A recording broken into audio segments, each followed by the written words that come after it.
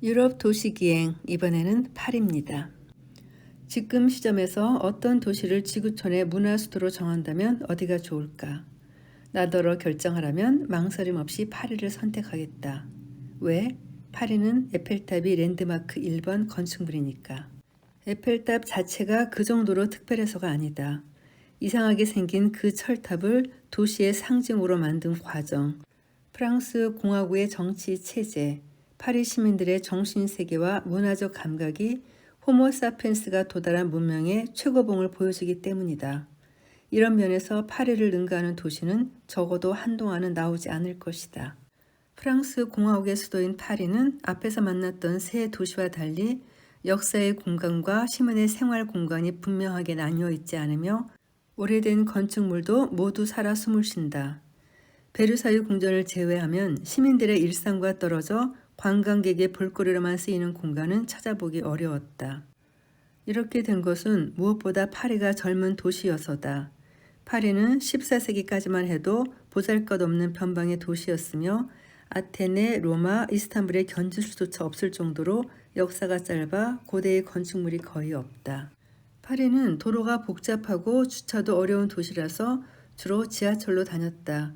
100년 역사를 자랑하는 파리 지하철은 도시의 모든 곳을 연결하며 1970년대 이후 만들어진 광역급행 전철은 교외 지역과 주변 도시에 신속하게 데려다준다.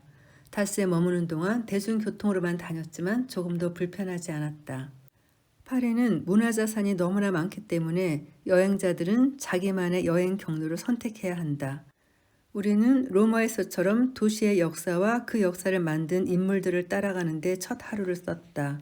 시테섬의 노트르담 대성당에서 출발해 뽕네프 다리, 루브르 박물관, 툴르리 정원, 콩코르드 광장, 샹젤리제 거리, 개선문, 에펠탑, 오르세 미술관, 로댕 미술관을 거쳐 앵발리드까지 스마트폰 기록으로는 10시간 동안 13km를 걸었다.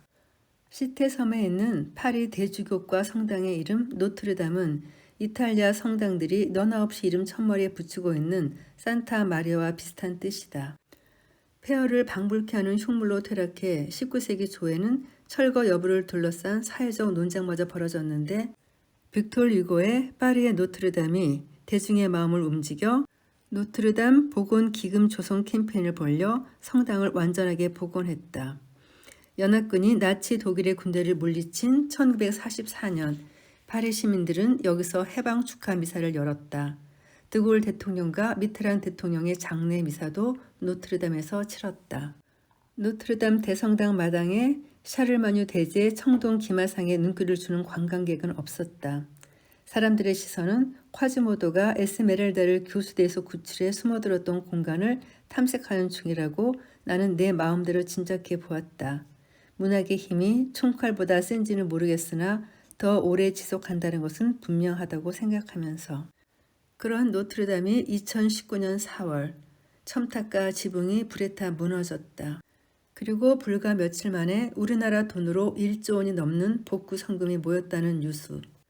프랑스 국민과 파리 시민에게 노트르담은 집단적 정체성을 집약한 문화 아이콘이다. 노트르담이라는 아이콘을 클릭하면 그들의 세계관과 생활 양식, 그들의 의식과 감정 아래 깔려있는 역사, 종교, 정치, 문화 콘텐츠가 한꺼번에 떠오른다. 조계사, 경복궁, 남대문, 독립문, 명동성당이 한날 한시에 불타 무너졌다고 상상해보면 파리 시민들의 감정을 이해할 수 있을 것이다. 영화 뽕네프의 연인들 덕분에 전 세계에 알려진 뽕네프 다리는 시테 섬의 북서쪽 끝에서 섬을 강 좌우안과 연결한다. 시테 섬의 여러 다리 중 하나일 뿐 특별한 점은 없다. 그런데도 하도 많은 사람이 뽕네프 다리에 사랑의 자물쇠를 달자 시 당국이 금지 조처를 했다. 그랬더니 센강의 다른 모든 다리 난간에 자물쇠가 매달렸다.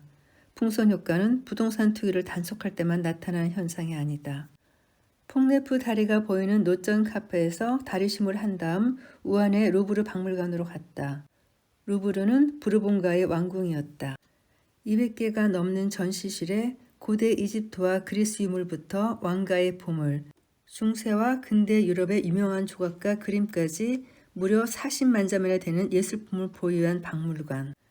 루브르를 지배하는 것은 작품의 아름다움과 예술가의 열정이 아니라 인간의 탐욕과 권력의 횡포, 집단적 허영심이다. 적어도 내 느낌은 그랬다. 루브르의 건물은 프랑스의 국력과 왕의 권력에 비례해 커지고 화려해졌다. 예술작품을 보는 건 분명 즐거운 일이다. 하지만 한계 효용 체감의 법칙은 루브르에서도 어김없이 작동한다. 루브르는 한 번에 많은 것을 볼 수 있는 박물관이 아니다.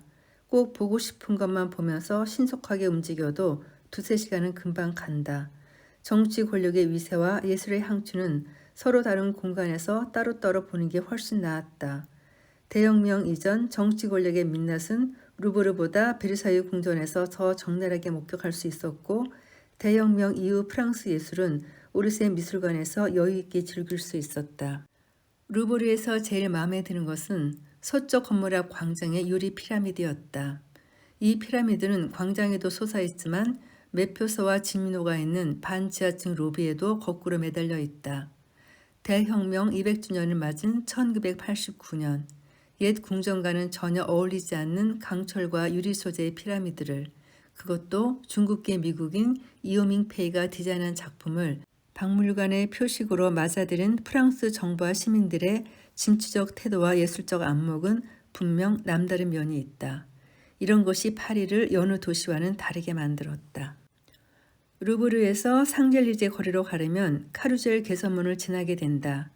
여기서부터 툴레르 정원과 콩쿠르드 광장을 지나고 상젤리제 거리를 따라 에투알 개선문이 있는 샤를 드골 광장까지 걷는 동안 온몸이 호강하는 기분이었다. 파리의 심장부인 이 공간은 왕정에서 공화적으로 바뀐 정치 제재의 교체가 도시의 공간을 어떻게 바꾸었는지 명료하게 보여주었다. 카르젤 개선문 아래에 서면 툴루리 정원과 콩쿠르드 광장의 오벨리스크 너머 에투알 개선문이 희미하게 보이는데, 툴루리 정원은 앙리 2세의 왕비였던 피렌체 메디치 집안의 딸 카트린 드 메디시스가 16세기 중반에 만든 궁전의 뜰이었다. 카트린 왕비는 머리가 좋은 데다 충분한 교육을 받은 사람이었다. 카트린 왕비는 변변한 식사 예법도 없었던 프랑스 왕실에 피렌체 부잣집에 고급 요리와 디저트를 들여왔고, 강변에 툴루리 궁전을 지어 전망 좋은 테라스를 귀족들의 놀이터로 제공했다. 그러나 툴루리 궁전은 1871년 혁명 때 일어난 조직적인 방화 행위로 완전히 불타 무너졌고 정원만 남아 시민공원이 되었다. 앙리 4세가 정원 귀퉁이에 조성한 오렌지 농장 자리에는 오르세 미술관과 짝을 지어 운영하는 오랑주리 미술관이 들어서 있다.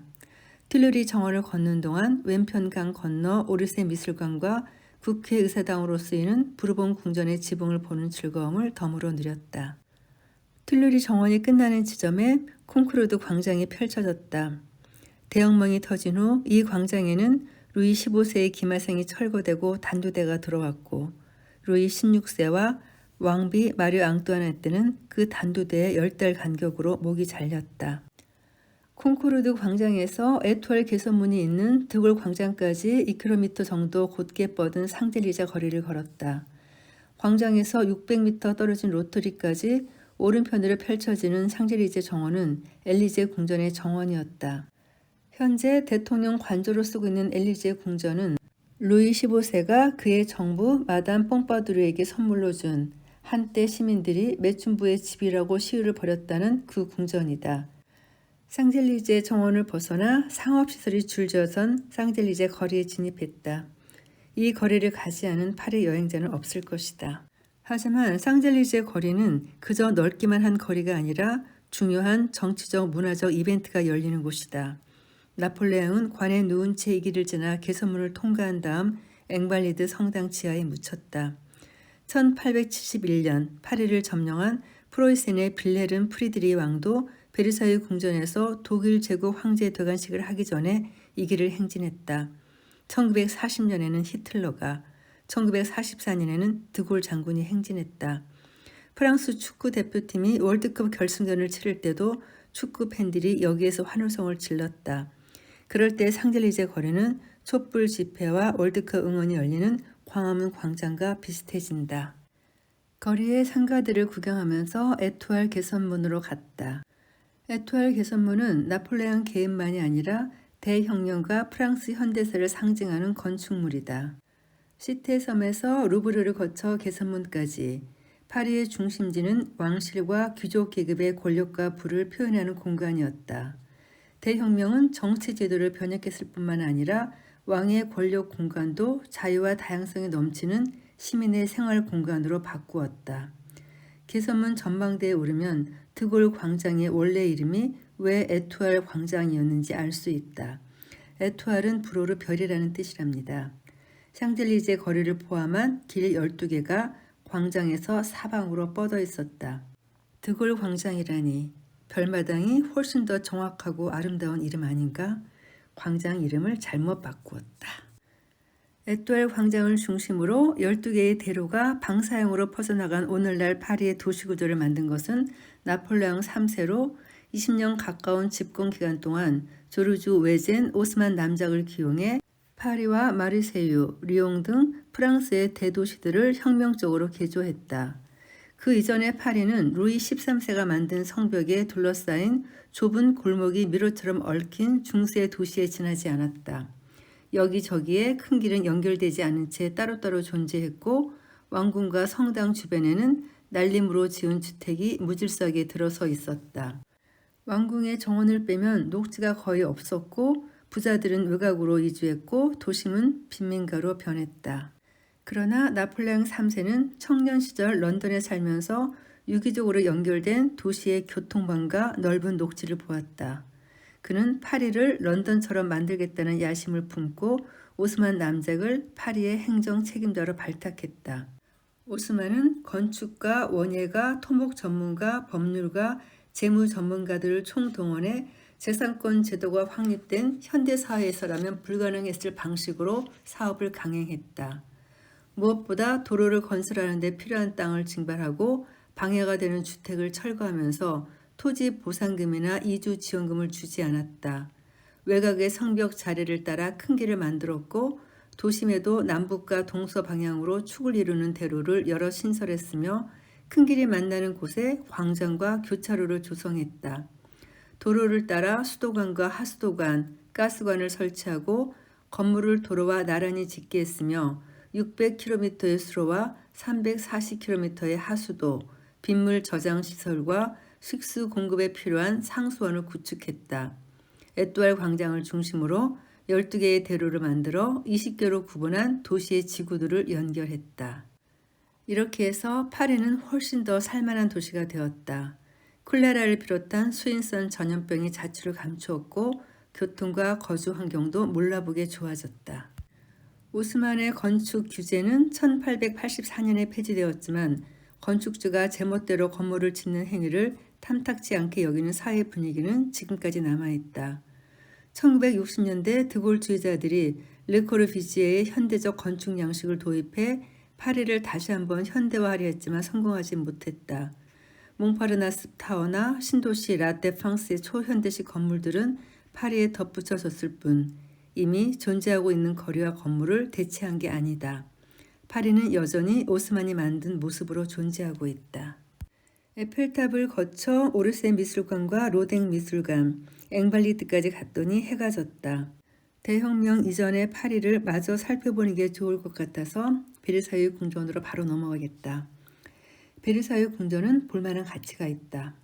파리에서 20km 정도 떨어져 있기에 광역급 행전철역에서 베르사유 원데이 패스를 미리 구매하는 게 좋다. 미리 와서 아침에 문을 열자마자 들어가거나 정원과 트리아농, 왕비의 촌락 같은 곳을 먼저 본 다음 오후 4시 지나서 들어가면 덜 붐빈다고 매표소 직원이 기띔해 주었다. 베르사유 궁전은 세상에서 제일 화려한 집일 것이다. 그렇지만 아름답다거나 감동적이라고 할 수는 없었다. 베르사유 궁전은 원래부터 감동을 주려고 지은 집이 아니다. 베블론의 유한 계급론을 보면 유한 계급은 생산적 노동을 하지 않고 살면서 그 사실을 자랑하기 위해 자신의 부를 과시적으로 소비한다.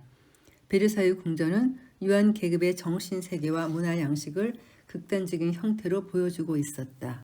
베르사유 궁전 안내서는 건축 과정의 진실을 말하지 않는다. 궁전과 정원을 만든 과정과 방법을 알면 그곳에서 미학적 쾌감을 느끼는 것이 불가능해지기 때문이리라. 루이 14세는 당대 최고의 건축가, 조경 전문가, 예술가 등을 동원해 한적한 시골 마을의 저지대에 50년 동안 이 궁전을 지었다. 숲과 호수를 만들고 강에서 물을 끌어오는 대형 토목공사를 벌였을 뿐만 아니라 건물 벽에 박은 못의 머리까지 장식할 정도로 사치를 부렸다. 지구촌 어디에도 없는 집이니 관광객이 구름처럼 몰려드는 게 당연하다. 내가 제일 눈여겨본 곳은 궁전의 서쪽 회랑 전체를 차지하고 있는 거울의 방 또는 유리의 방이다. 길이 70m가 넘는 이 방에는 창문 17개와 거울 578개가 있다고 하는데 정말 그런지 세어보지는 않았다. 여기서는 뒤편 십자형 인공호수와 좌우 정원, 원래의 10분의 1밖에 남지 않았다는 숲까지 한눈에 볼 수 있었다. 실내에 있는 물건 중에서 관람객이 가장 인기 있는 품목은 크리스털 샹들리에와 황금 촛대라고 한다. 베블론이 주로 정치, 전쟁, 종교 분야에 활동한다고 한 유한 계급은 베르사유 궁전의 수많은 방 가운데 이곳을 제일 좋아했다. 이 방을 차지했다는 것은 곧 베르사유 궁전과 프랑스를 차지했음을 의미한다. 프로이센 왕 프리드리 뷰레름은 1871년 이 방에서 독일 제국의 수립을 선언했다. 제1차 세계대전 승전국 대표들이 베르사유 조약에 서명한 장소도 이 방이었다. 기괴한 궁전 내부를 보면서 지쳐버린 눈과 다리를 달래려고 정원들 머리 중앙분수 옆에서 출발해 십자형 호수 양편 정원과 호수 너머 숲 2개의 별궁까지 갔다가 돌아오는 마차를 탔다. 정원은 루이 14세 시대의 최고 조경 전문가 작품인데 나중 다른 전문가들이 여러 차례 손을 보았다. 미로 같은 산책로에 으슥한 모퉁이마다 예쁜 벤치와 조각상을 놓아둔 정원과 숲은 미래하기에 딱 좋아 보였다. 마차는 그랑 트리아농과 뿌띠 트리아농, 왕비의 마을을 돌아 중앙 분수로 귀환했다. 과시적 소비의 전형이었던 베르사유 궁전과 부르봉 왕가의 생활 방식은 종말을 눈앞에 두고 있던 유럽 군주정 국가의 유한 계급에게 널리 퍼져나갔다. 유럽의 왕과 귀족들은 저마다 베르사유를 본뜬 짝퉁 궁전을 지었으며 부르봉 왕가의 의상을 흉내내고 프랑스 말을 배웠다.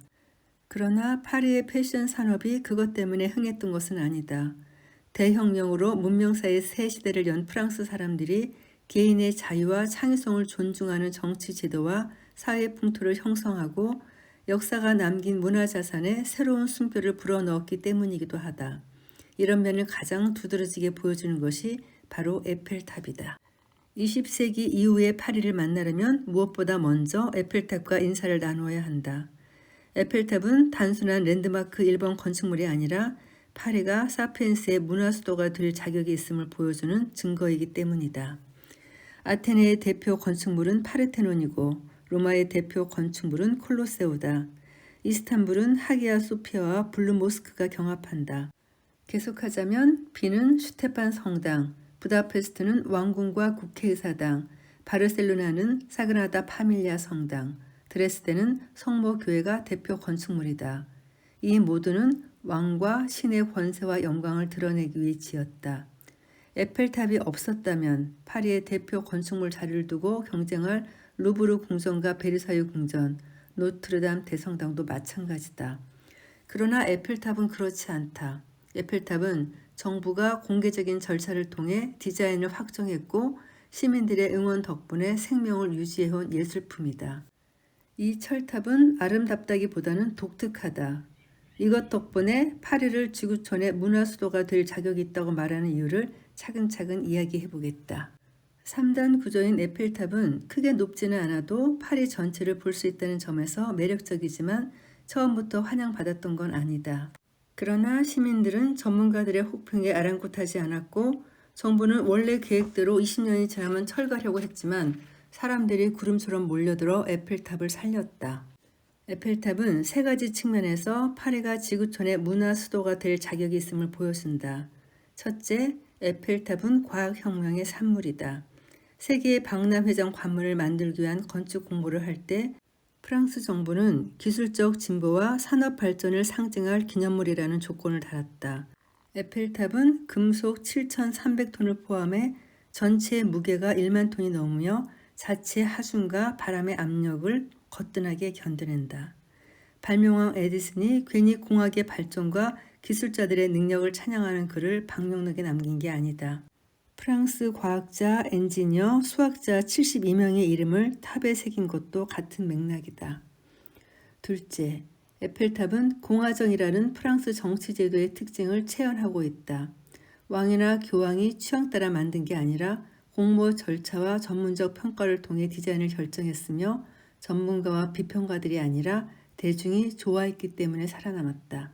에펠탑은 민주주의 시대 도시의 주인은 권력자가 아니라 시민이며 시민이 선출한 정부가 합당한 과정을 거쳐 중대사를 결정한다는 것을 보여준다. 이런 정치 제도가 문명의 대세로 확고하게 자리 잡은 계기는 1789년에 터진 프랑스 대혁명이었다. 에펠탑은 이 혁명의 심장이었던 도시의 대표 건축물로 손색이 없다. 셋째, 에펠탑은 자유와 평등, 인권의 시대에 맞는 방식으로 만들었다. 고대와 중세의 왕궁이나 교회와 달리 에펠탑은 개인이 디자인한 예술품이며 노예 노동이나 강제 노동 없이 축조했다. 디자인을 설계한 에펠은 물론이요, 과학자, 수학자, 엔지니어들도 자발적으로 참여했다. 위험에 따르는 작업을 수행한 노동자들도 저마다의 권리를 누리면서 일했고 당국은 사고를 방지하기 위해 최대한의 안전 조처를 했다. 자본주의는 격차와 불평등을 만들어내는 시스템이지만 적어도 공공연한 강제 노동이 없다는 점에서는 인류 역사상 가장 진보적인 질서임이 분명하다. 해가 기울어갈 시각, 에펠탑을 뒤로하고 마르스 광장 동쪽 모퉁이 방향에 있는 앵발리드로 향했다. 앵발리드는 루이 14세가 지은 군용병원 옆에 파리 경비사령부와 무기고가 들어오면서 형성된 군사시설이었다. 지금도 군사박물관이 제일 큰 공간을 차지하고 있다. 프랑스의 근대미술 작품을 맛보는 데는 오르세 미술관이 딱 좋았다. 인상파를 비롯한 19세기 프랑스 화가들의 그림을 중심으로 현대 조각과 사진작품을 전시하는 이 미술관은 모네의 작품을 많이 보유한 오랑주의 미술관과 짝을 이룬다. 집 자체도 예술작품이라는 평가를 받는 오르세 미술관은 철도 회사가 1900년 세계 박람회를 맞아 지었던 역사와 호텔 건물이었다. 그런데 승강장을 너무 짧게 만든 탓에 얼마 지나지 않아 기차 역사로 쓸 수 없게 되었고 호텔도 영업이 되지 않아 문을 닫았다. 시 당국은 수십 년 동안 논의한 끝에 미술관으로 개조했고 미술관은 1986년 문을 열자 단박에 파리의 새로운 스타로 떠올랐다. 오르세 미술관은 시간 여행자가 주인공인 영화를 찍는 세트장 같았다. 관람객들이 옛 역사의 커다란 벽시계를 뒤에 두고 인증샷을 찍는 것은 그런 느낌 때문일 것이다. 오르세 미술관에서 앵발리드 모퉁이 근처 로댕 미술관까지는 걸어서 10분밖에 걸리지 않았다. 이곳은 미술관보다는 박물관이라고 하는 편이 낫다. 로댕의 집이라고 했다면 더 좋았을 것이다. 이 집에는 창작 무용을 예술로 끌어올린 현대 무용의 창시자 이사도라 덩컨이 산 적이 있다. 화가 앙리 마티스, 독일계 시인 라이너 마리아 릴케도 작업실로 썼다. 프랑스 정부가 매입해 작업 공간으로 제공한 덕분에 10년 동안 걱정 없이 살았던 로댕은 자신의 작품과 소장품을 국가에 기증하고 세상을 떠났고 그가 마지막에 살았던 그 집은 1919년 미술관으로 문을 열었다. 로댕이 기증한 모든 것은 집안과 정원에 전시되어 있었다. 로댕 미술관에는 까뮤를 떠올리게 하는 작품이 여럿 있다. 비탄에 잠긴 듯 웅크린 채 뒷모습과 옆얼굴을 보이는 다나이드의 모델이 까뮤였다고 한다. 로댕의 작업실, 소장품, 정원의 아담한 나무와 작품들 사이로 난 산책로, 정원의 수수한 카페까지 로댕 미술관은 일단 발을 들여놓으면 계속 머물고 싶어지는 공간이었다. 세 번째 일정은 몽마르트 언덕에서 시작해 몽파르나스를 거쳐 라탱 지구를 산책하고 룩셈부르 공원에서 마쳤다. 평평한 파리에서 하나뿐인 언덕 몽마르트에 간 것은 테르트르 광장을 보기 위해서였다. 메트로역에서 15분 정도 오르막을 걸으니 시내 쪽을 보고선 사크레퀴르 성당이 먼저 반겨주었다. 파리 시내가 훤히 보이는 성당 정면 계단 아래 마당과 테르트르 광장으로 가는 골목에서 가지각색의 악기로 가지각색 노래를 부르는 가지각색 외모의 버스킹 팀을 보았다. 몽마르트는 소위 젠트리피케이션이라는 경제 지략적 현상의 발상지일지도 모른다. 이 언덕의 땅값은 가난한 예술가들의 둥지가 되기에는 너무 높아졌다. 테르트르 광장의 풍경도 그 사실을 보여주었다. 언덕의 가장 높은 곳에 있는 광장을 주변 레스토랑과 맥주집에서 깔아둔 야외 탁자가 죄다 차지하고 있었다. 협회에 속한 화가들은 가장자리 나무 그늘 아래 화구를 폈고 뜨내기 화가들은 광장 주변을 배회하다가 고객을 잡으면 길가에 서서 초상화를 그렸다. 예술의 도시라고들 하는 파리. 그런 파리의 상징 중 하나인 테르트르 광장도 자본주의적 경쟁의 압력에서 풀려난 곳은 아니었으며 낭만이라는 것과는 거리가 멀어져 있었다. 오후에는 대학가인 센강 좌안 라탱 지구를 산책했다. 시테섬에서 생미셸 다리를 건너 센강 서안으로 걸어가면 그곳이 프랑스 교육과 연구 중심지로 학술원과 파리 대학교의 여러 학부가 흩어져 있는 라탱 지구다. 라탱 지구에는 팡테옹도 있었다. 루이 15세가 병에 걸렸다가 나은 데 감사하면서 수도원을 개축해 지은 성당인 팡테옹은 코린트식 돌기둥을 세워둔 파사드와 지붕의 돔이 로마 판테온과 비슷해 보인다.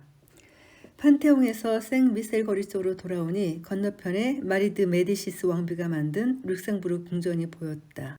마리 왕비는 루브르를 나와 친정 메디치 가문의 피티 궁전을 닮은 집을 새로 짓고 살았는데 그 집은 프랑스 상원 의사당이 되었고 정원은 공원으로 변신했다. 연못 끝에 있는 바로크식 분수는 왕비의 고급 취향을 증언한다. 이 공원에는 미술관과 체험학습장, 미국에 선물한 자유의 여신상이 원래 모델이었다는 조각상 등 볼거리도 제법 많았다. 저한테 이 룩셈부르 공원은 제가 좋아하는 김어준 씨의 배낭여행시설 에피소드가 얽힌 장소입니다. 그래서 한번 꼭 들려보고 싶어요. 아이들을 데리고 한가로이 거니는 가족, 유모차를 끄는 부부, 벤치에서 햇살을 맞으며 키스하는 연인. 룩셈부르 공원은 좋은 느낌을 안고 파리를 떠나고 싶은 여행자가 마지막 시간을 보내기에 적절한 곳이 아닐까 싶다. 여행할 때는 몰랐는데 글을 쓰면서 알았다. 보고 왔는데 또 보고 싶거나 이번엔 못 봤지만 다음엔 꼭 가야겠다는 생각이 드는 공간이 파리에 아주 많다는 것을. 저 역시 파리를 한 두어 번 가보긴 했지만 이 책을 읽고 있는 동안 너무 파리가 그립고 빨리 가보고 싶은 마음이 간절해져요. 그래서 오래된 친구에게 톡을 보냈습니다. 우리 내년에는 파리 가자. 읽고 있는 내내 행복했던 유시민의 유럽 도시기행 녹음 마치겠습니다. 감사합니다.